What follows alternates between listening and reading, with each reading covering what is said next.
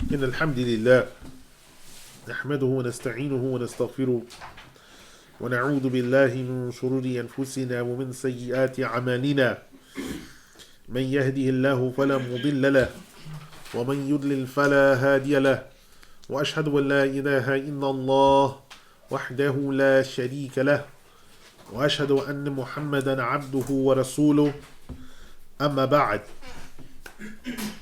Alhamdulillah, we are looking at the 18th of Dhul Qa'dah, 1438. As things stand, we have now completed the ahadith and ayat that directly address Al-Masih al-Dajjal. So that portion is now complete. So what we're now going to be looking at are the ahadith and ayat that directly address Nabiyyuna Isa alayhi salam. Before we can do that in a systematic fashion, we wanted to have some introductory remarks on the topic. I'm going to be quoting a number of texts, but I wanted to mention them as is my practice and custom in the beginning. So that way I can just make reference to the author and the page number with everyone understanding what book is being made reference to. The first will be Mashiach, the principle of Mashiach in the Messianic era in Jewish law and tradition, which is by the late Rabbi Yaqub Emmanuel Shochet. This is the most thorough and detailed discussion on the understanding of Messiah in Judaism. Who is the Messiah is supposed to be, who he's not supposed to be. Very detailed work. The next, in terms of tackling the Christian understanding, will be Charts of Christian Theology and Doctrine by H. Wayne House. This is an actual, this text is just an essential text for understanding Protestant doctrine and positions regarding Christianity.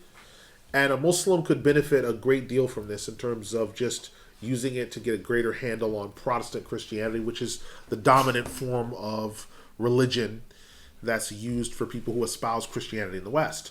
And then we have the Hebrew English Tanakh. The Tanakh is composed of all the books that Christians refer to as the Old Testament.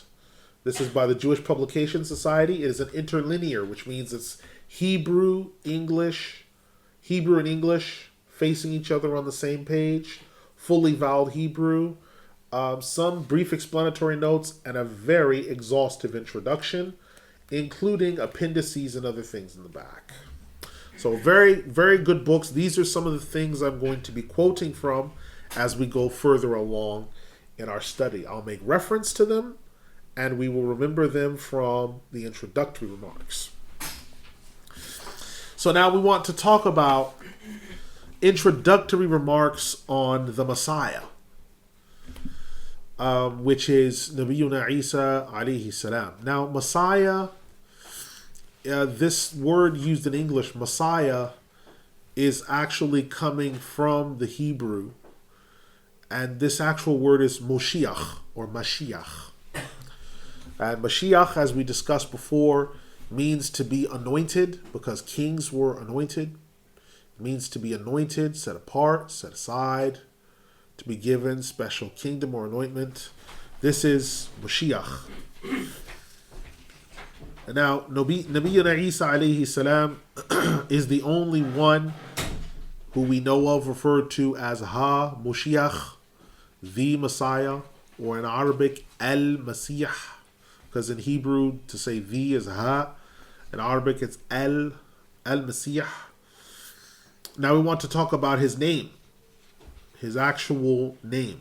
Because when we discuss Nabiyyuna Isa alayhi salam and his name, there's a lot of argumentation, because people in English will say that it's Jesus, and other people will say, no, it's Jesus, and there'll be all these arguments.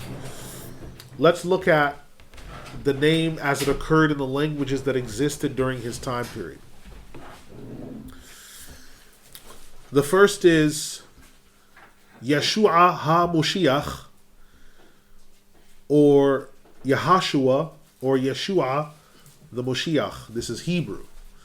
So the original name of Nabiyuna Isa alayhi salam in terms of Hebrew would be Yeshua or Yahushua. In Arabic, the Arab Christians brought the word Nabiyuna Isa alayhi salam's name from the Hebrew into the Greek. So they translated it as Yesur al-Masih. Yesur the Messiah. In Syriac, it's Isha Mashiach, which is Isha, the anointed one. In another dialect, it's Isa. Okay?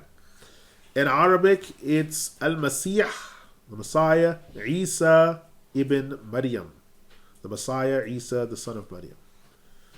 So these are all different ways, languages that existed in his time. These are the ways that his name and his title would have been pronounced. So then the question comes, because how then did we get from Isa or Yeshua or Isha, how did we get from there to Jesus? How did this happen? Well, when the name went into Greek, it went into Greek as Jesus. Went into Greek as Jesus. There was no J yet in the European-speaking languages. J did not exist. So when the letter that we now recognize J as being J was written, there was no J sound in any of the Western European languages. Around the 1600s, the advent of J, the sound J comes in. And Jesus or Jesus or Jesus becomes Jesus. And that has been the time since, just like Yahweh or Yahweh becomes Jehovah. Both of them happened at the same time. Someone might ask, well, what's in a name? Why do names matter? I mean, we're talking about the same person, aren't we? Well, we're going to be reading about his description next week, his physical description. But when we talk about what's in a name, names are important. Say, well, whether he's called Isa or Jesus, it's not really important. Okay, so whether we call you Matthew or we call you Abdul Rahman, it's not really important. So, well, you can't do that. You're comparing apples and oranges. Well, by taking Jesus and comparing Jesus with Isa, we're comparing apples and D batteries. We're not, the person that's being put forward as the Messiah by the Christian church is not the Messiah. A series of excavational digs were done around the early 90s that went into a book called The Face of Jesus. The name of the author slips my mind. Under the leadership of some of the most highly skilled archaeologists, they uncovered old pictures of Zeus and the temple of the sun god. And the pictures showed Zeus with flaxen hair, big round eyes, blue pupils, and had a caption next to it called the Sun of Righteousness. S-U-N. Beautiful fresco, but was an old temple of Zeus. In Turin, they then show shots of a church in Turin that has a picture of the same image. But instead, the caption reads, Jesus Christ, the Son, S-O-N, of righteousness. Now, this is extremely important because it means that the idolatrous image that they had was superimposed upon the image of what the message of Nabiyuna Isa alayhi salam was. This is extremely important. So what's in a name? Everything. Things are named and given titles because they're important. And because you're identifying that thing. It's why we don't call a glass of water an apple. Because it doesn't fit the description of that thing. And why we don't call an apple an orange. And why we don't call a door a chicken. And why we don't call a dog a rooster. Names are given to signify things. So Nabiyuna Isa alayhi salam, his name. So there was a problem because Muslims in the course of the Dawah movement decided to say, well, Jesus in Islam. Well, there is no Jesus in Islam. There is no Jesus in Islam. There's no figure of someone looking like flaxen haired and blue eyes with big bug eyes, and there's no image of this. But Muslims have been content, some of them, to say, well, Jesus, Isa, it makes it easier for unbelievers because they don't recognize the names otherwise. That's the point. That's the point of coming into Islam, that you're going to discover a whole bunch of stuff if you weren't Muslim before that you didn't know before. The point is that it should be foreign sounding. So that you do what? You dig to try to find more out about it. And you try to study it. Before moving on, I want to bring something to fruition. Which deserves a separate lecture of itself. The first person who started doing this among the Muslims was in the 1960s. The man's name is Ismail al-Faruqi. Ismail al-Faruqi. Ismail al-Faruqi is Mu'tazila in his theology. He was a Palestinian who was kicked out of most of the places he tried to study the deen because of his false theology. And he wrote a book called The Trialogue of Abrahamic Religions. Has anyone ever heard the expression, the Abrahamic religions? It was coined by him. And his argument was that the Abrahamic religions all come from the same source. Now, we know well enough in this class to know that's kufr, because obviously Revelation is not the same source as kufr. But he helped lead the way for Muslims to be involved in interfaith and the growth of universalism, which technically is known as ecumenism. He led trade missions, religious missions to Rome, where they would go to the Assisi delegation, the Parliament of World Religions, where they had the World Prayer Day. So you'd see an Indian offering lotus leaves to Ganesh, seated right next to a Muslim who's doing his 2 rakahs, and next to him someone's burning incense and chanting, and next to him, and this cacophony of idolatry was put under the guise of bringing everyone together. And part of what happened is he took the names of the prophets and these other people, and he just started translating them into English. So, Musa is Moses. Isa is Jesus. It's the same thing. We're talking about the same things. When it's clear from the frescoes, the images throughout churches in the world, that we're not talking about the same people. We believe all prophets are infallible. They don't. We're not talking about the same people. We might be making reference to them, but we're certainly not reverencing the same people. So this is very important. So when you speak to Christians, if Allah ever puts you in that circumstance where you're speaking with a Christian and they say, well, what do you believe about Jesus? Our response is nothing, because Jesus is your creation. We believe in the Messiah, who Allah created him, and he was our prophet. It seems semantic, but when you look at the history of Christianity, ecumenism, universalism, and interfaith dialogue, which its origin is total frustration and then finally kufr, you will understand what's at stake here. So I put these names here in Hebrew, the Arabic, the Syriac for your use. Now, in talking about Nabiyuna Isa alayhi salam, we need to remember in the beginning about his mother. The mother of the Messiah bears the name Maryam.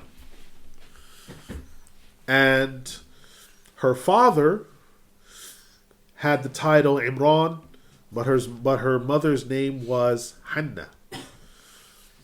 Now, this is mentioned by Ibn Abbas, radiallahu anhu, who Imam al-Jawzi rahimahullah quotes him in Zad al-Masir fi Ilm al-Tafsir on pages 188 to 189 as saying, quote, Ibn Abbas has mentioned the name of the wife of Imran is Hannah. The full name of the father of Maryam is Imran ibn Matan. This is not Imran, the father of Musa. And this is not the Maryam who is the sister of Musa. Between Isa and Musa is 300 plus years. Between Isa and Musa is 300 plus years.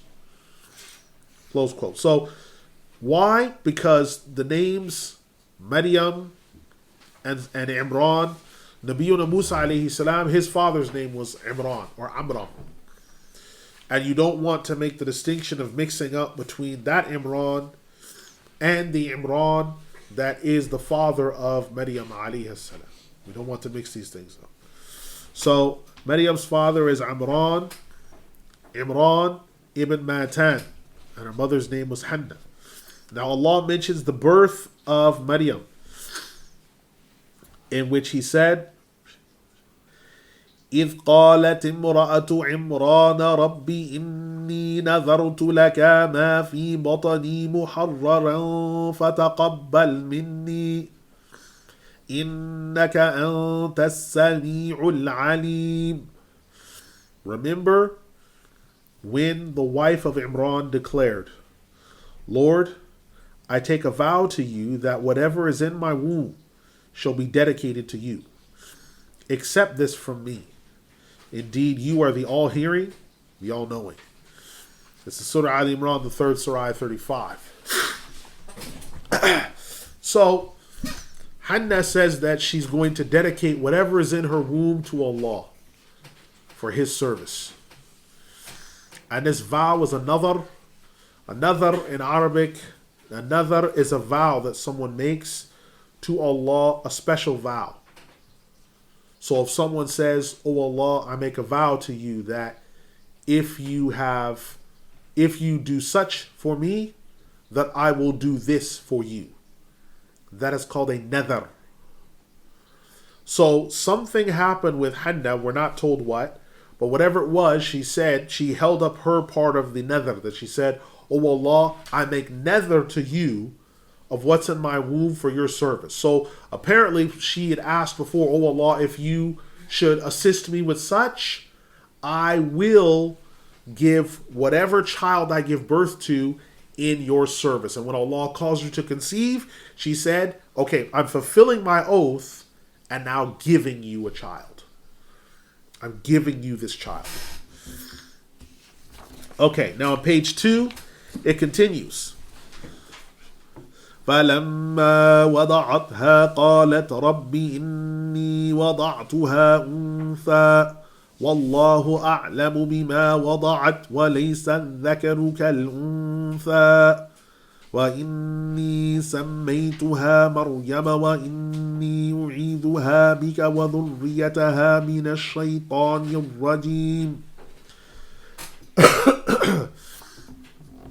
When she gave birth to the girl, she said, "Lord, I have given birth to a female, and Allah indeed knew best what she gave birth to, while the male is not like the female. I have named her Maryam, and I seek refuge in you for her and her seed from the accursed shaitan." Again, this is Surah Al-Imran, the third Surah, ayah 36. Now, her seed, now this is interesting because the word seed is in the singular. It's not in the plural. Normally when you say seeds, dhurriyat. So there's something here, her seed. So Hannah, the mother of Maryam alayhi salam, for whatever reason must have known something. Because her seed, because Maryam alayhi salam all the reports, all the records we had, she only had one seed. And that is Nabiyuna Isa alayhi salam. That's why dhurriya is a seed. It's one seed. Okay.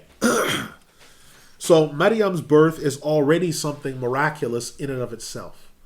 She's a miraculous birth because an oath was made regarding her and that she would be a special child. Now, excuse me. So Maryam is then set apart from other women. She is known as Maryam as-Siddiqa as well because Allah in the Quran has called her a Siddiqa.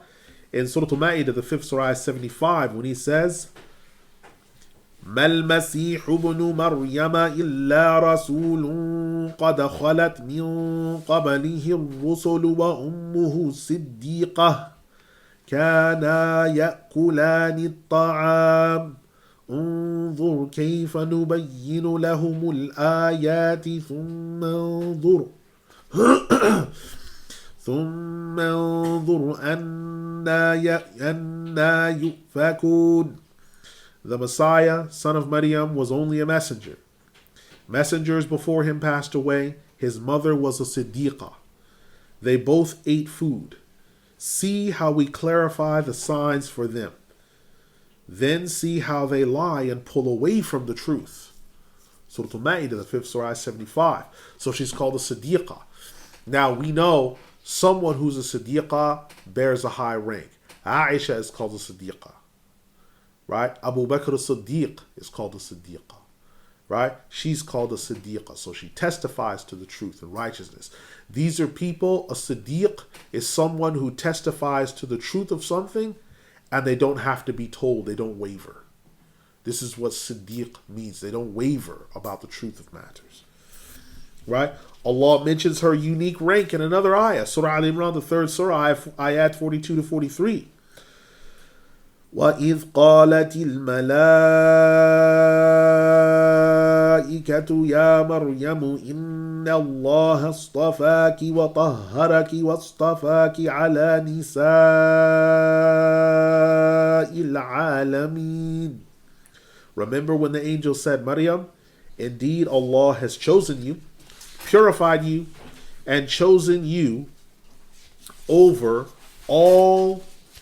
the women of all creation.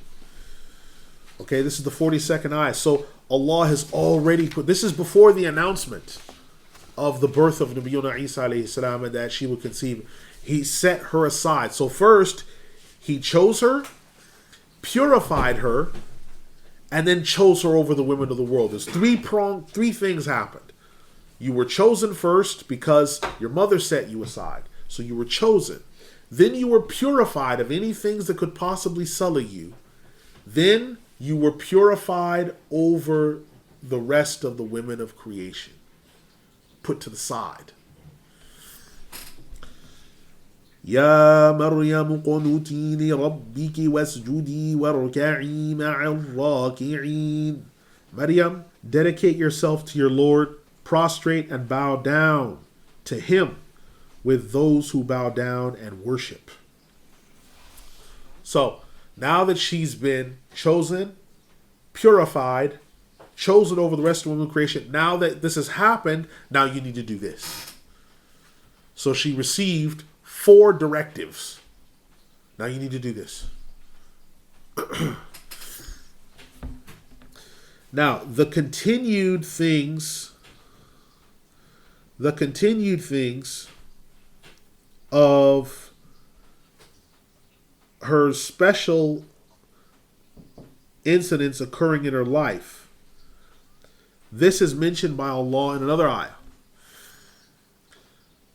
where He says, فَتَقَبَّلَهَا رَبُّهَا بِقَبُولٍ حَسَنٍ وَأَنبَتَهَا نَبَاتًا حَسَنًا وَكَفَّلَهَا زَكَرِيَّا كلما دخل عليها زكريا المحراب وجد عندها رزقا قال يا مريم أنى لك هذا قالت هو من عند الله إِنَّ اللَّهَ يَرْزُقُ مَن يَشَاءُ بِغَيْرِ حِسَابٍ.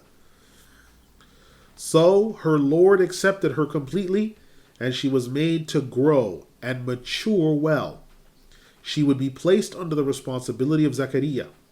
Whenever Zakaria entered into her presence at her chamber, he found that she had sustenance already with her. He said, Maryam, where did you acquire this food? She said, it is from Allah. Indeed, Allah sustains whomever He wills without reckoning. This is Surah Al-Imran, the third Surah, ayah 37. So, we see then that her birth was already something miraculous because her mother had set her aside from the very beginning. Allah then sends the angels to make the announcement.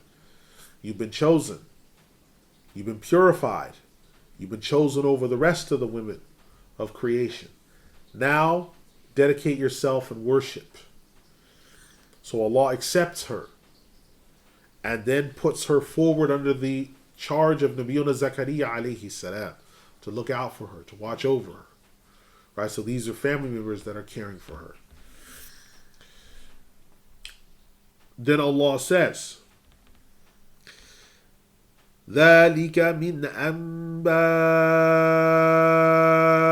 الْغَيْبِ نُوحِيهِ إِلَيْكَ وَمَا كُنْتَ لَدَيْهِمْ إِذْ يُلْقُونَ أَقْلَامَهُمْ أَيُّهُمْ يَكْفُلُ مَرْيَمَ وَمَا كُنْتَ لَدَيْهِمْ إِذْ يَخْتَصِمُونَ. This is some of the news of the unseen that has been revealed to you. You were not in their presence when they cast their pins in order to decide who would be the responsible party for Maryam. You were not present when they disputed. Surah Al-Imran, the third Surah, ayah 44. So we see then that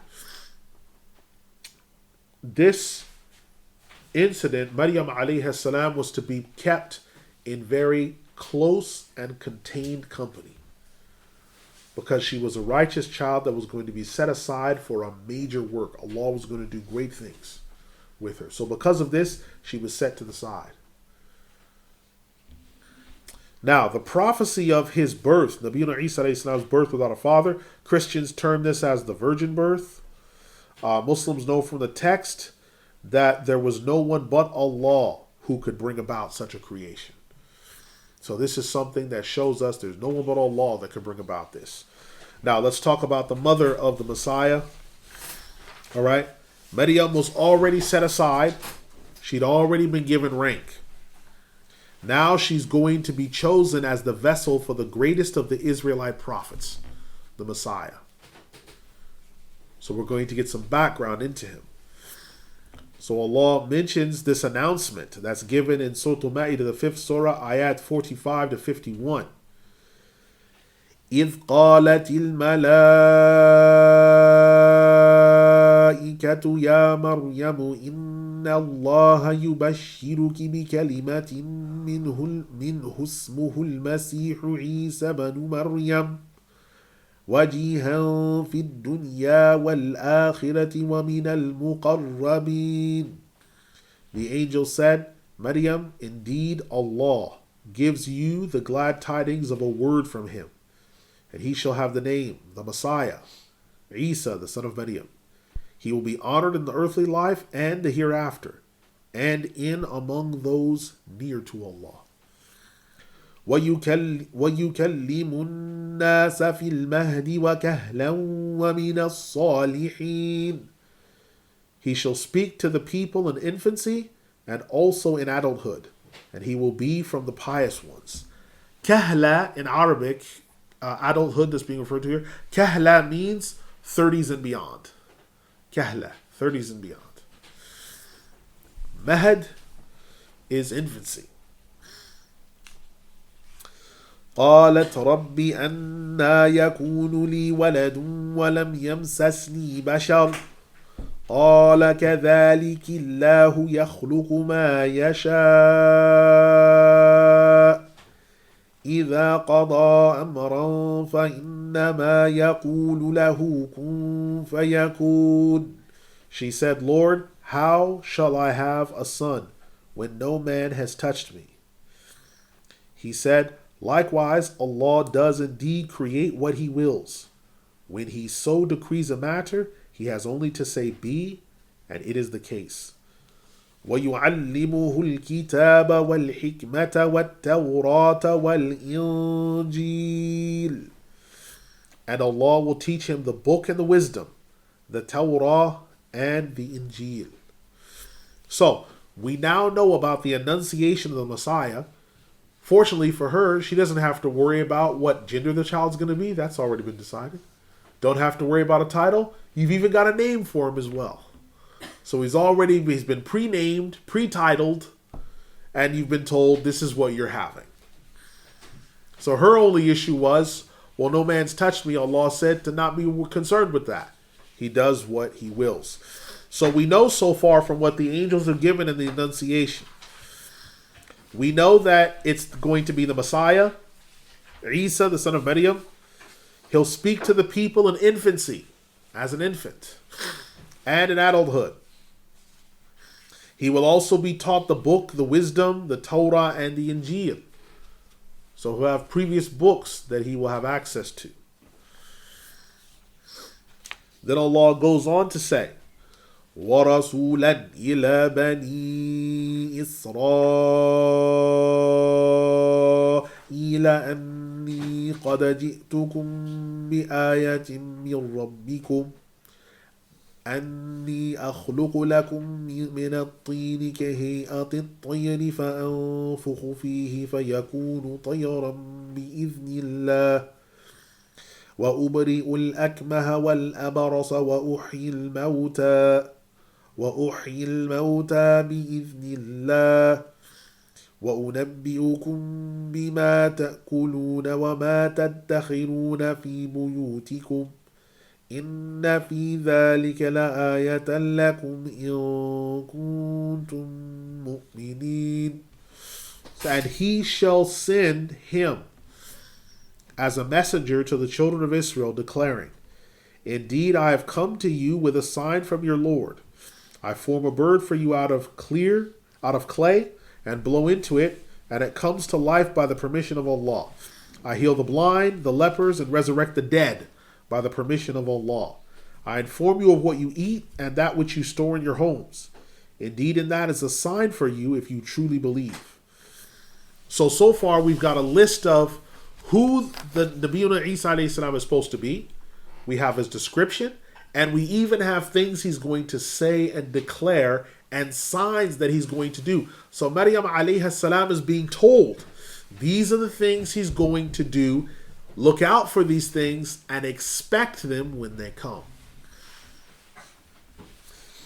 وَمُصَدِّقًا لِمَا بَيْنَ يَدَيَّ مِنَ التَّوْرَاةِ وَلِأُحِلَّ لَكُمْ بَعْضَ الَّذِي حُرِّمَ عَلَيْكُمْ وَجِئْتُكُمْ بِآيَةٍ مِّن رَبِّكُمْ فَاتَّقُوا اللَّهَ وَأَطِيعُونِ.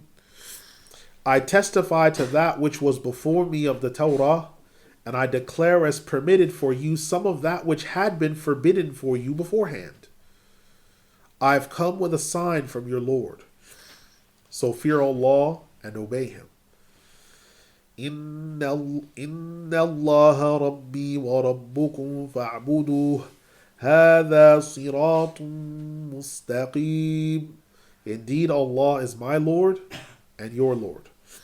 So obey Him. This is a straight path indeed. So that was all Surah Al-Ma'idah from ayat 45 to 51. So this is a clear layout of who Nabiyyuna Isa alayhi salam is, what you need to expect of him. Ali Imran. This was Ali Imran. So it's Ali Imran, ayat 45 to 51. This is a clear layout of what you can expect of Nabiyyuna Isa alayhi salam. And in these ayat, we give a piece of Allah announcing to Maryam alayhi salam in Surah Ali Imran, ayat 45 to 51, this is who you're having, this is his name, this is his title, this is his description. Now, in addition to that, after he's born and he grows up, so she's being told things that she will see him do, which means she's going to live to see him reach adulthood. Because otherwise there'd be no point being told these things. You're not going to live to see this. What would be the point of being told this? So she's being told, you're going to see him do these things in his adulthood. Allah's literally just quoted what he's going to be saying when he reaches adulthood and how he's going to go further from there. Now, we now have the conception, birth, and the first miracle of the Messiah. All right, this covers from Surah Maryam, 19th Surah, ayat 21 to 34. Allah says, قال كذلك قال ربك هو علي هين ولنجعله آية للناس ورحمة منا وكان أمرا مقضيا. He said, likewise, it shall be the case as your Lord has said, that is easy for me. He will make him a sign for humanity and a mercy from us. This is a matter decreed from before. فَحَمَلَتْهُ فَانْتَبَذَتْ بِهِ مَكَانًا قَصِيًّا. So she conceived him and left with him to a remote location. So after conceiving Nabiyuna Isa alayhi salam, the Messiah, she retreats to a remote location to live out the rest of the pregnancy in a state of dormition. Dormition is where you sort of seclude yourselves from the people as a lady. فأجاءها المخاض إلى جذع النخلة قالت يا ليتني مت قبل هذا وكنت نسيا منسيا. Then when the pangs of childbirth drove her to the trunk of a palm tree, she declared, if only I had died before this and been completely forgotten. فناداها من تحتها ألا تحزني قد جعل ربك تحتك سريا. A voice called out from beneath the tree saying, do not mourn, your Lord has provided you a means from beneath this tree. وهزي إليك بجذع النخلة تساقط عليك رطبا جنيا. Now shake the trunk of the palm tree in your direction, and it will drop fresh dates upon you for sustenance. فَكُلِي وَاشْرَبِي وَقَرِّي عَيْنًا. So eat, drink, and be at ease. فَإِمَّا تَرِينَّ مِنَ الْبَشَرِ أَحَدًا فَقُولِي إِنِّي نَذَرْتُ لِلرَّحْمَنِ صَوْمًا فَلْيُكَلِّمَ الْيَوْمَ إِنسِيًّا. If you should happen across anyone, then say, I have made a vow to the Most Merciful to not speak with any human being today. Now again, another vow, this nadhr, right, which is a common custom among the children of Israel. It also exists among the Muslims. If a Muslim makes a nadhr, but well, that's something to do with fiqh. I'm not going to get into that today, so don't ask about that. But it's if you're going, when you make a nadhr and you go into these types of things, it's a certain relationship that's between the slave and his or her Lord, and it has to be something you're capable of carrying out, and it also has to be something that you can meet the word on that thing. So if you're going to not meet the word on it, don't do it. Don't do it, because this is beyond the normal Anglosphere, inshallah, where you actually aren't going to do it, but you just say that so that they don't bother you anymore. This is bigger than that. When you make a nadhr, you must keep it. So she made a vow to the Most Merciful to not speak to any human being that day. Not speaking to anyone. Now, the expression نَذَرْتُ لِلرَّحْمَنِ صَوْمًا فَلَنْ أُكَلِّمَ الْيَوْمَ إِنسِيًّا. I'm not going to speak to any human being today. نَذَرْتُ لِلرَّحْمَنِ صَوْمًا. So I made a vow, صَوْمًا. A vow, صَوْم in Arabic means a number of things. It means to fast, but صَوْم also means to abstain, to be silent. So literally the expression نَذَرْتُ لِلرَّحْمَنِ صَوْمًا, I made a vow of silence. We're not going to speak to anyone. Like to abstain. Like, or if you say that a horse, like al-hisanu sa'im, the horse is sa'im. Now, normally we would be used to, oh, the horse is fasting. No. Sa'im in that sense means he's standing straight, he's not moving. Tell the horse to be sa'im. Tell him to stay in his place. Right? That's what it means. So in this sense, Sawm is the other sense of Sawm, which means silence. فأتت به قومها تحمله قالوا يا مريم لقد جئت شيئا فريا. After some time, she came to her people carrying the child. The people remarked, Maryam, you have brought some severe matter upon yourself. So, Maryam as-Siddiqa alayha salam comes out of dormition because she's given birth to the child. She comes out of dormition. She goes forward back to her people, the children of Israel. And the first thing they do, they see her carrying a baby. And she's unmarried. She's been gone for a period of time. Then she comes back. She's carrying a baby and she's unmarried. Now this is 2,000 years ago or more. This is going to draw looks. It's not like if we look in today in downtown Los Angeles, or you go to New York and they see a woman walking with a child. They might just ask, well, how many months is he or she? The fact of bastard children becoming the norm is just something. Children are accessories. Some women carry mascara. Some of them get implants in their gluteus region. Some of them get breasts, and some have bastard children. Children are accessories. They're not to be raised. They're to be grown like fruit. But at this time period, when people honored family relations, how significant and important they were, they wanted to know, where's this child coming from? Maryam, you just remember, she's taken a vow of silence. They continue. Ya ukhta Haruna ma kana abuki imra'a su'in wa ma kanat ummuki baghiya. Sister of Harun, your father was neither a reprobate, nor was your mother a wanton woman. Right? A baghiya, like a harlot. So this is the thing. So they're looking at her saying, your family didn't have these signs. So why are you doing it? Which is a proof that we find that if the children tend to be if the parents are upright, it's less likely for the children to become unupright. Because that's why they're saying, how could this happen to you when your father was not like this and your mother wasn't a harlot? So your mother wasn't a whore and your father wasn't a whoremonger. So how could this be the case? Well, she still had her vow of silence.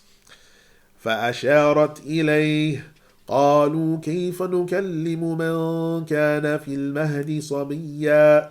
She pointed to the child and the people said, how are we expected to speak to an infant in his mother's bosom? Because she had a vow that she can't break that. Because to break a nether in their revealed law and ours is a major sin, to knowingly break a nether. So she's like, we just pointed to the child. And the first miracle of Nabiyuna Isa Islam was done.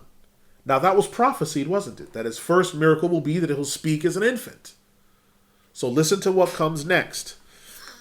قال إني عبد الله آتاني الكتاب وجعلني نبيا. The baby then said, indeed I am a slave of Allah. He gave me the book and made me a prophet. So it's here we see the beginning of Nabiyuna Isa Islam's message. And any prophet's message is at birth. Prophets are born prophets, and this is one of our evidences. He said, indeed, I am a slave of Allah, understood. He gave me the book, okay? Made me a prophet. He's a prophet, he's an infant. How can he be a prophet when he's an infant? Because prophets are born that way. A prophet being a prophet is intrinsically part of it. So there's no such, what about before he became a prophet? No such thing. Prophet is a prophet is a prophet. Well, what about when you were born before you were Mexican? No, he was always Mexican. There's no time. He doesn't happen to be Mexican, he is. Right? It's the same thing. He was always a prophet. وَجَعَلَنِي مُبَارَكًا أَيْنَمَا كُنْتُ وَأَوْصَانِي بِالصَّلَاةِ وَالزَّكَاةِ مَا دُمْتُ حَيًّا. And he made me a blessing wherever I was to be, and enjoined upon me prayer and zakah as long as I live. وَبِرًّا بِوَالِدَتِي وَلَمْ يَجْعَلْنِي جَبَّارًا شَقِيًّا. That I be good to my mother and show righteousness, and he neither made me forceful nor wretched and lost. Now wait a minute. He said to be good to my mother. He didn't say وَبِرًّا بِوَالِدَيَّ. He enjoined me to be righteous to my parents. He didn't say that. Remember, this is Nabi Isa Islam speaking as an infant. So he knows about himself and who he is and where he came from. He didn't say, وَبِرًّا بِوَالِدَيَّ. He told me to be good to my parents. No, because he doesn't have parents. He's only got one parent. Somehow he knows this as an infant. And he didn't make me forceful nor wretched. Now, shaqi means, usually shaqi in the Quran refers to those who are lost for all eternity. They're cursed by Allah. They will be in the fire for all eternity. So here you have a prophet knowing that he didn't make me forceful, nor am I lost. So prophets also know that they're saved. From the very beginning, they know they have salvation. He's an infant, he's a baby, he's not even on solids yet. He doesn't have his first teeth. No first teeth, no solids. Can't go to the bathroom unaided yet. Yet he can speak and give this prophecy. This is the first sign. وَالسَّلَامُ عَلَيَّ يَوْمَ وُلِدتُّ وَيَوْمَ أَمُوتُ وَيَوْمَ أُبْعَثُ حَيًّا. Peace be upon me the day I was born, the day I will die, and the day I shall be resurrected. ذَلِكَ عِيسَى بْنُ مَرْيَمَ قَوْلَ الْحَقِّ الَّذِي فِيهِ يَمْتَرُونَ. So that is Isa ibn Maryam, and a statement of the truth about which they are continuing to debate. Now understand this then. This whole description that we have, that is Nabiyyuna Isa Islam. The first sign he did was to speak in his infancy. That was the first sign. And he gives you this whole dialogue of who he is. So this gives us an understanding of who the Messiah is. So we know the Messiah is the Messiah. His name is Isa ibn Maryam. His first sign will be speaking as an infant. He will also speak into his adulthood, which means he'll live past his infancy. He will heal the lepers. Right? He will heal the blind. Now, the leper, the abras is normally dealing with the one who's in the later stages of leprosy, where the skin is actually pulled away and fallen away and you can see bone. At that point, doctors say it's impossible to heal at that point. The ekmah is someone who's born blind. So they might not even have sockets for the eyes. We're not talking about someone who went blind because they got in a car accident. Someone who's ekmah, because a'ma means you could have gone blind in your childhood. See, this is the thing about argument. A'ma is you went blind in your childhood, or there was an accident or something like this. Or a'ma, you have your eyes, but they don't function. Akmah means you might not even have the sockets. So Nabi Isa Islam is touching people and healing them, and they can see even if they don't even have sockets. People's limbs are being restored. So someone's limb is gone. Their arm is gone. Nabi Isa Islam, he touches them, and the limb generates again. That's what we're talking about. People are dead, they're getting resurrected and lifted back up. Not dead in the sense that they slept for a really long time. Not that they were in a hospital in a vegetative state. They were, for all intents and purposes, dead. And he resurrected them. Now, if you look at this, you say, SubhanAllah, what is all this? Wow, that sets them aside. Now, here's some important things to keep in mind. The Christian and the Muslim and the Jew are holding a three-edged sword. They're holding a three-edged sword.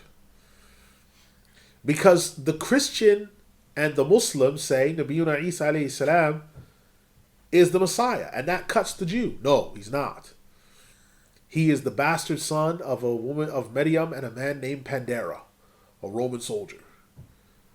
That is the position from the Midrash, from a lot of the Jewish commentary books. That's their position. He was a magician and dabbled in dark arts. And he died by being crucified. That's their position. So that cuts the Jew. But then the Muslim and the Christian are discussing and saying, well, yes, he did this sign, he did that sign, and we're all agreed. And the Christian says, you see, that proves that he's Allah. To which the Muslim's like, no, that's wrong. That proves he's a prophet, that he's doing miracles. So now the Christians cut. So there's no way to reconcile this. There's no such thing as a trialogue of Abrahamic religions. There's no way to settle this matter or resolve it. In addition to this, prophets follow the same standard. So if you look at resurrection, Nabiyuna Musa alayhi salam, he resurrected people in his time. He also fed huge amounts of people. He also healed the sick and infirm. This is in the Quran. He not only did he heal people, but Nabiyuna Musa Islam, by Allah's command, sent plagues on people. You remember the 9 plagues? You see, actually, not only did he heal people, but he sent plagues on nations. In this case, it was the Egyptians of that time. He sent 9 plagues on them by Allah's command. And they couldn't get lifted until they had Nabiyuna Musa Islam come, and they said, have it lifted. And he went and he implored Allah, and they were lifted. So these are signs of a prophet. Nabiyuna Ilyas alayhi salam resurrected the dead. He healed the lepers and the blind. So these are things that are done historically by prophets as a matter. It's a matter of their character. What prophets belong to, who they are. Now, he is also the cousin to the prophet Yahya alayhi salam. So Nabiyuna Isa alayhi salam was prophesied around the same time that Nabiyuna Yahya alayhi salam was prophesied. So, let's look at this. Allah says, هُنَالِكَ دَعَا زَكَرِيَّا رَبَّهُ قَالَ رَبِّ هَبْ لِي مِن لَّدُنكَ ذُرِّيَّةً طَيِّبَةً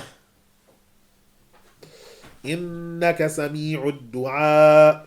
At that point, Zechariah did indeed call upon his Lord. He said, Lord, bestow on me from your presence good and wholesome progeny. You indeed answer supplication. Now understand this. This is after being in the presence of Maryam alayhi salam and seeing that she has sustenance from Allah from places that he does not know. So when he sees this, he says, well, Allah's providing this and he's done this. So let me go and ask Allah for progeny. Now look what he says. He says, مِن لَدُنكَ ذُرِّيَّةً طَيِّبَةً. Give me a wholesome seed. Wholesome progeny in the singular. He didn't say dhurriyat. He just said one seed. Just give me one seed. Just give me one. This is the thing. So when you make dua to Allah, you need to be specific. He was specific. So he got one seed. Right? You can't say, oh Allah, increase my sustenance. And so Allah increases it by a few pounds. You say, why did you? There's only a few pounds. There's only a few kukarats. There's only a few dollars. Be specific on what you want. Be specific. Oh Allah, please lift this illness in my eyes. So your eyes get healed, but you still have lower back pain and a slipped disc. Why is this still like this? Because you didn't ask. Be specific in that which you want. Nabiyuna Zakaria alayhi salam was specific. Give me one seed. He didn't say seeds. Just give me one seed. I just need one. Allah answered it. فَنَادَتْهُ الْمَلَائِكَةُ وَهُوَ قَائِمٌ يُصَلِّي فِي الْمِحْرَابِ أَنَّ اللَّهَ يُبَشِّرُكَ بِيَحْيَى مُصَدِّقًا بِكَلِمَةٍ مِّنَ اللَّهِ وَسَيِّدًا وَحَصُورًا وَنَبِيًّا مِّنَ الصَّالِحِينَ. So the angels called upon him while he was standing praying in his secluded space, and they announced, Allah has given you glad tidings of Yahya, one who shall confirm the truth of a word from Allah. Now wait a minute.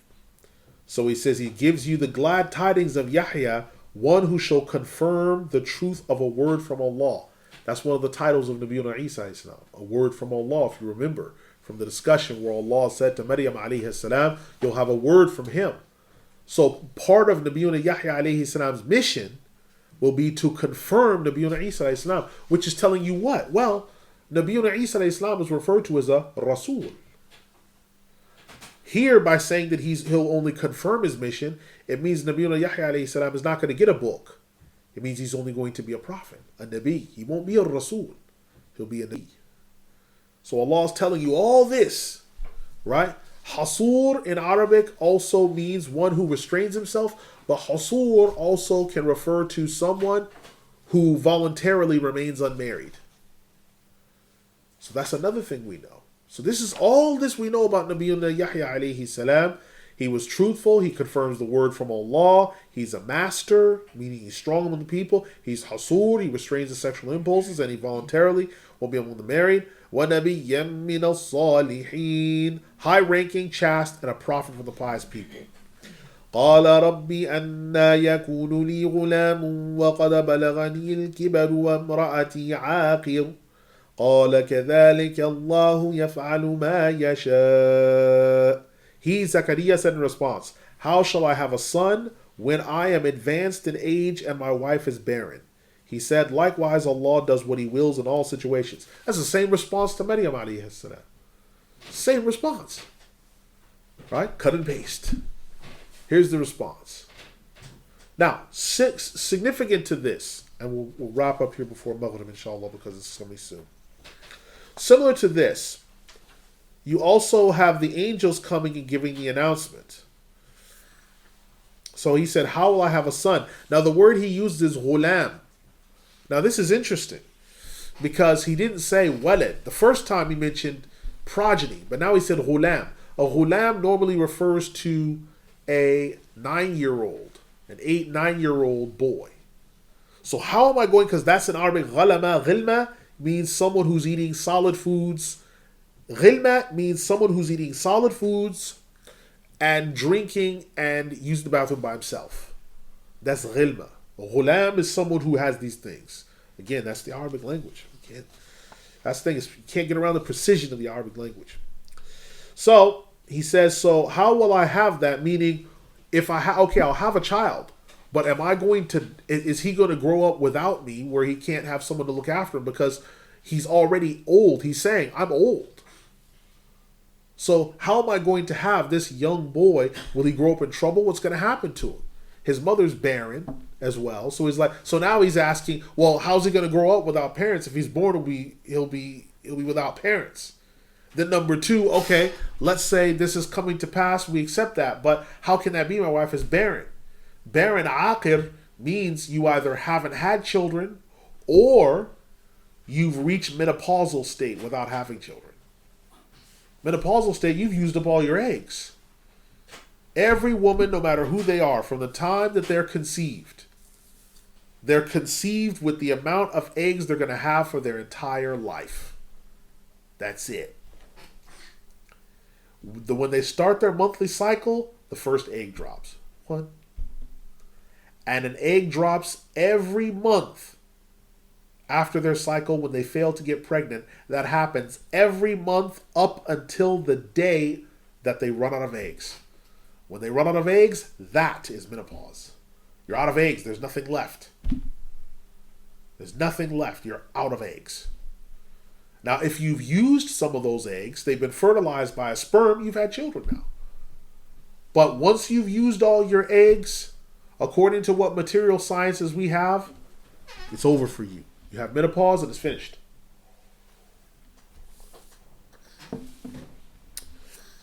But Allah said, Allah does what he wills in all situations. Then he said, قَالَ رَبِّ اجْعَل لِّي آيَةً قال آيتك ألا تكلم الناس 3 أيام إلا رمزا واذكر ربك كثيرا وسبح بالعشي والإبكار. He said, Lord, give me a sign. Allah said, your sign shall be that you will not speak to anyone except for hand signals for a duration of 3 days. Remember your Lord abundantly and glorify his name in the evening and in the morning. Surah Al-Imran, the 3rd surah, ayat 38 through 40. So these are the ayat surrounding the life, the birth, conception, and early work of Nabiyuna Isa alayhi salam and his cousin, Nabiyuna Yahya alayhi salam. So now we've put together the pieces on his identity. Okay? So inshallah we'll pause here, and when we come back, we'll talk about some of the early generation statements on him. أقول قولي هذا أستغفر الله لي ولكم أستغفر الله إن الله غفور رحيم. That's messed up. Yeah, that's it. He's like, I'm in line of succession. He's gonna bump his brother off. Get rid of my brother. Okay. Now we should be.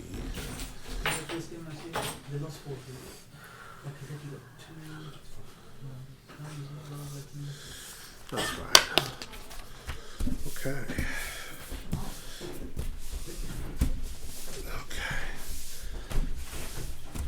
Alrighty. Just sip the potion. Okay. Alhamdulillah. Alhamdulillahi wa kafa. Wassalatu wassalamu ala man la nabiyya ba'dah wa ba'd. Before our break for Salah, we had completed the ayat surrounding Maryam as-Siddiqa alayha salam, the conception, birth, and early miracles of the Son, prophecies around his annunciation, and also around his later mission and career. Now we're going to look at the fact that the belief in Nabiyuna Isa Islam being the Messiah and the coming, and these other things, are from the foundational theology of the Muslims. So we'll start with Imam Ahmad ibn Hanbal rahimahullah. He died 241 AH. He said regarding the signs of the end of time, he said, quote, from the signs of the end of time is the descent of Isa ibn Maryam alayhi salam. Likewise, it is mass transmitted that Isa ibn Maryam shall descend and then kill the false Messiah at Bab Lud in Sham. This is taken from Muwafaquddin Qudama, his Bab Lumta I'tiqad al-Hadi Sabil al-Rashad, pages 15 to 16, but the latter portion is quoted by Abdul Qadir ibn Badran al-Dumi from a Madkhal al-Madhab al-Imam Ahmad ibn Hanbal, pages 73 to 74. Imam Abu Ja'far al-Tahawi rahimahullah, who died 321 Hijri, he said, quote, we believe in the signs of the end of time. Among them is the descent of Isa ibn Maryam. Close quote. That is from Bayan al-Sunnah, pages 9 to 10. We also have Imam Abu Muhammad al-Barbahari, who died 329 Hijri. He said of this point of creed, quote, so one is to believe in the descent of Isa ibn Maryam alayhi salam. The Messiah shall descend and kill the false Messiah. This is from Sharh al-Sunnah, pages 30 to 31. Imam Abu Hafs al-Nasafi, rahimahullah, who died 537 Hijri, he said the following on this important topic. He said, quote, we testify to whatever the Prophet ﷺ revealed of the signs of the end of time, which includes matters such as the descent of Isa alayhi salam from the sky. All of this is true. Close quote. This is taken from Aqa'id al-Nasafi, pages 28 to 29. We then have Imam Imaduddin ibn Kathir, who died 774 Hijri, rahimahullah, and he had this to say, quote, the present state of things shall continue, and the signs will continue to be unveiled until the very descent of Isa ibn Maryam at the white minaret in Damascus. He will kill the false Messiah, destroy the pigs, break the cross, and jizya will not be accepted from anyone. Whoever should become Muslim shall have it accepted, while if not, such a one shall be destroyed. The judgment shall be the same for all other unbelievers on that day. This is only a part of that which has been narrated from the Messiah in that regard. Close quote. This is taken from his Nihaya, Fitan wa Ahwal Akhir al-Zaman, pages 81 to 82. Then finally we come to Imam Mullah Ali Al-Qari, rahimahullah. He died 1014 Hijri, one of the great scholars of Afghanistan. He says how we should understand the signs of the end of time. Quote, the ascension of the Prophet ﷺ through the skies is indeed true, and so are the narrations about it. Whoever denies it is astray. We affirm as well the descent of the Messiah, and he shall kill the false Messiah. Close quote. This is taken from Sharh Kitab al-Fiqh al-Akbar, pages 189 to 190. The point of quoting these as we go along is that we can see that the scholars of the early generations, of all different manner of discussion, whether they were Ash'ira or Maturidis or upon the original creed of the Hanbalis, no matter what it was, they all had this same understanding. So Muslim orthodoxy is one on this topic. The Messiah's second coming is a fact that is established. It's coming down to kill the false Messiah is established. Now, in our first lesson next week, inshallah, after our introductory remarks, we're going to talk about his adult life, and we'll also be looking at some ahadith on the topic. Because we went through a lot of ayat, because Nabiuna Isa Islam is mentioned very, very frequently in the Quran. Now, next week, in looking at our first presentation on him, we'll be looking at the rest of the ayat, and then also a hadith that will surround this topic. So inshallah, we'll be looking at question and answer on what we've covered today. I apologize for the length of it, but our introductions, again, have to be a little bit long because it sets the tone for what it is that we want to put across to the rest of the class. So I say, أقول قولي هذا أستغفر الله لي ولكم أستغفر الله إن الله غفور رحيم. Are there questions of what we've covered? Yes. The Jews, they believe that a Messiah will come as well. Yes. Who do they believe is the Messiah? Okay, so the question is, the Jews believe that the Messiah shall come. Who do they believe the Messiah to be? Alhamdulillah, salatu wassalamu ala rasulillah. The children of Israel say, as quoted by Rabbi Emmanuel Shochet, that there are two Messiahs. There's the forerunner, which is Moshiach ben Yosef. This is the forerunner. And then there is the Messiah proper, Moshiach ben Dawid, who is supposed to be the king that will come over the children of Israel, and he will take control of things. This is what they believe. Now, their understanding is the Messiah shall not be from among the deceased, be living. He'll be endowed with qualities that he is supposed to have to take over. One of the things they say is that he will reestablish the temple and temple sacrifices. So they say if anyone claims to be the Messiah and the temple's not reestablished, then that person is disqualified from being considered the Messiah. Because that's one of the conditions that Rabbinical Judaism places on someone claiming the office of Messiah. And there have been many people that were thought by them to be Messiah, but based upon the fact that they didn't build the temple. The late Rabbi Menachem Mendel Schneerson, who died in 1994, who founded the Chabad movement, or at least one of the godfathers of it. Then you have Shabbatai Zevi, who's another example. So there have been pretenders among the Jews who thought, oh, this person could be the Messiah. But then Shabbatai Zevi became Muslim. And that really, well, that put an end to that movement, didn't it? So, are there other questions? Yes. It said that when the Messiah will come, he will destroy the pigs, break the crust, and give jizya, and no other religion will be accepted other than Islam. And right. People that accept that, they will be destroyed. So does that mean that there will be no unbelievers on earth?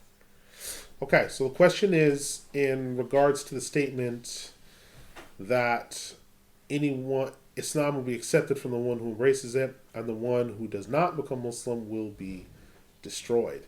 Does this mean that there will be no unbelievers? Alhamdulillah, salatu wassalamu ala rasulillah. Yes and no. Outwardly, no one will be openly committing any kufr or anything such as this. But after the death of Nabiyuna Isa alayhi salam comes a falling away, where those people that could not manifest their kufr then come out again. This is where the cool wind comes and such.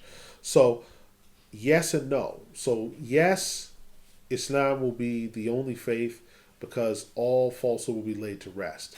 But that doesn't mean that there won't be some people inside who still have those kernels of falsehood, that wickedness inside.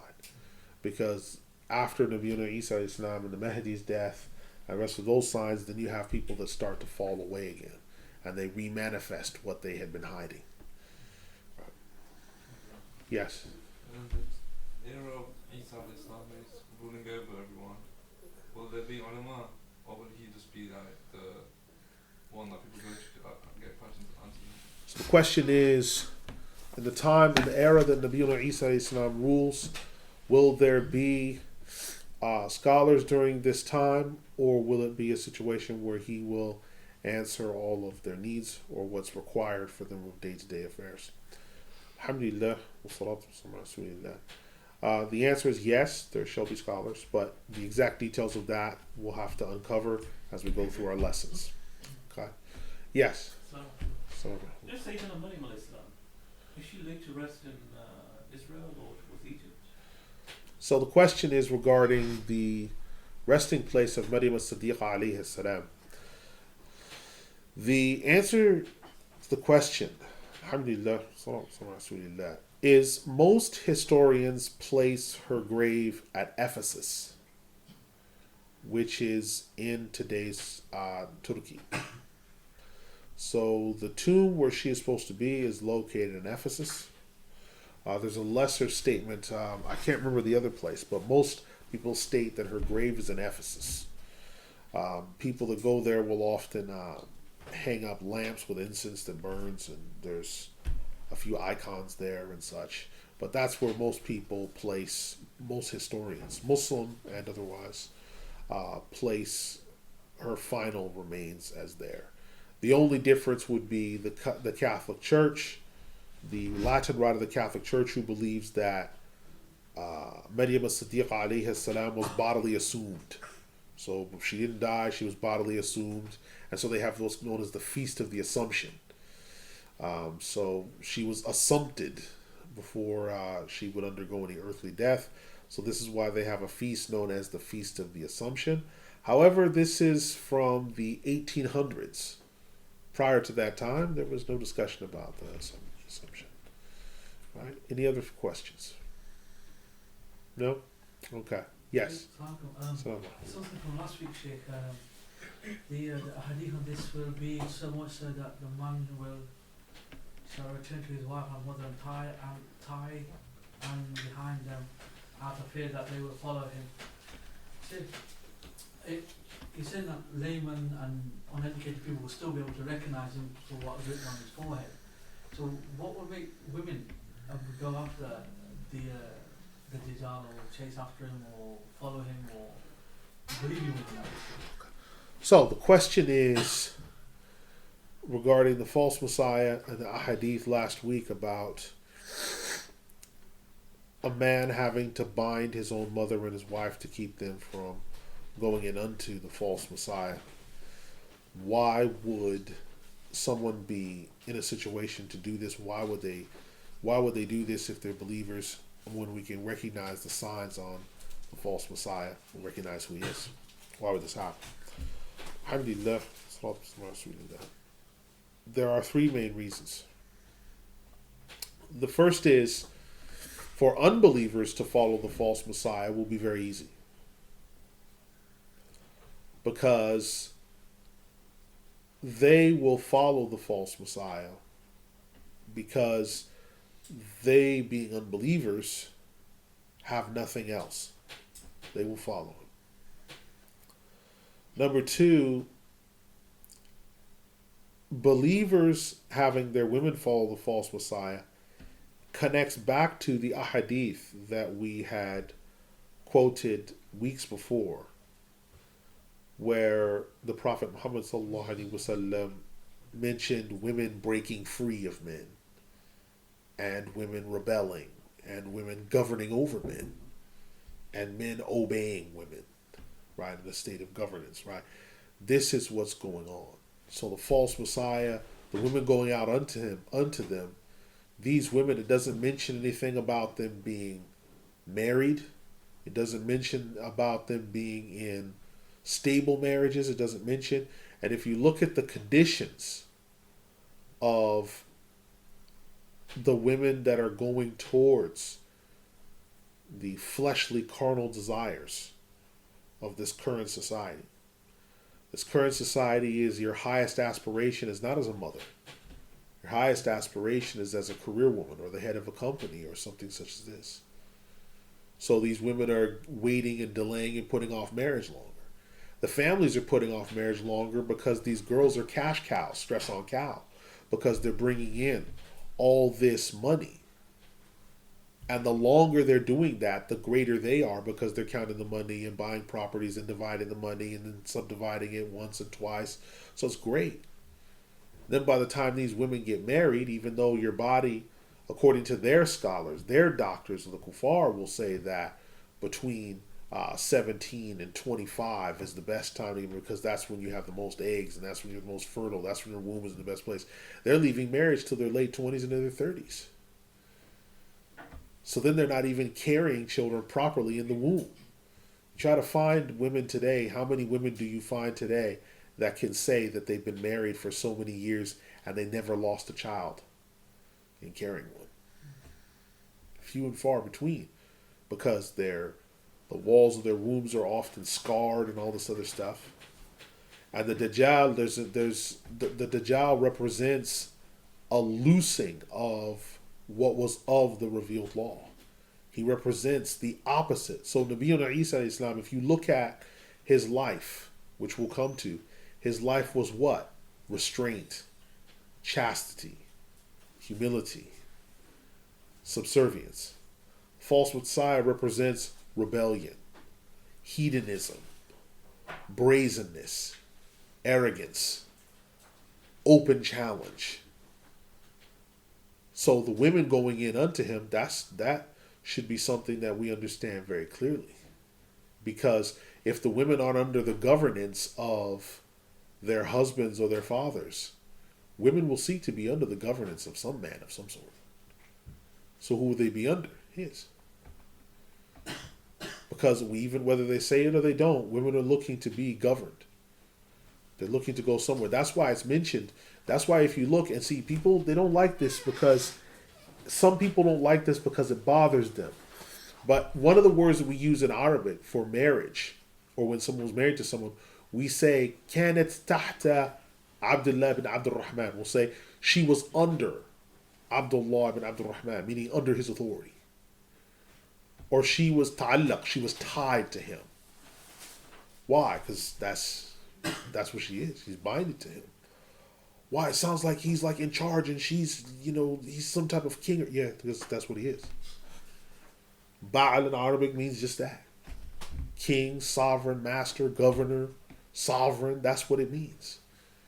Now, people might not like that, so I say again, there are 9 main religions in the world. Someone may choose any one they like. Just don't come to Islam and try to change it. So these are the reasons. The third and final reason is the women going out to the false Messiah. The women going out to the false Messiah, the men having to bind and tie them, should also represent in our minds the rebellion of women against natural male authority. You can find it in studies. You can do just a cursory examination of women saying we're against patriarchy. We don't want any more of this patriarchy. We want to have societies that are matriarchies. We want an end to all this patriarchy. Now, this society that I'm currently speaking to you in is sliding closer towards a complete matriarchy. And what do we see happening? The complete erosion of family.